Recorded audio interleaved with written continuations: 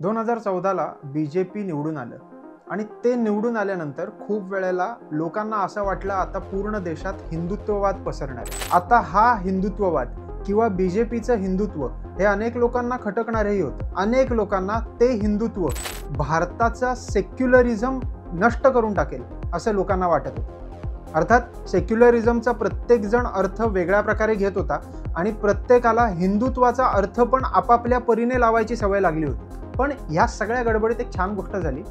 स्वतः काँग्रेसमधल्या एका व्यक्तीला असं वाटलं की आपण हिंदुत्वाला विरोध त्यांच्याच प्रकारे त्यांच्याच शब्दात एक वेगळ्या विचाराने केला पाहिजे आणि त्या व्यक्तीचं नाव आहे शशी थरूर। यांनी एक पुस्तक असं लिहिलं ज्याच्यात त्यांना अभिप्रेत असलेला हिंदुइझम, त्यांना अभिप्रेत असलेला हिंदुत्ववाद हा त्यांनी त्याच्यात मांडला। त्याहीपेक्षा काँग्रेसचे जे तेव्हाचे महत्त्वाचे खूप पुढारी लोक होते ते कसा हिंदुत्ववाद पाळत होते आणि बीजेपी सांगत असलेला हिंदुत्ववाद कसा चुकीचा आहे याबद्दल त्यांनी व्यवस्थित विचार करून सगळ्या प्रकारचा अभ्यास करून एक पुस्तक लिहिलं। या पुस्तकाची मजाच अशी आहे की त्याच्यात त्यांनी एक परफेक्ट बॅलन्स साधलेला आहे, ज्याच्यात बीजेपीचा अभिप्रेत असलेला किंवा बीजेपीला अभिप्रेत असलेला हिंदुत्ववाद ते खोडून काढतात आणि स्वतः एक वेगळा हिंदुत्वाचा विचार जो आधीपासून अनादी कालापासून चालू आहे तो मांडायचा प्रयत्न करतात। पुस्तकाचं नाव आहे why I am a Hindu. पुस्तक नक्की वाचा।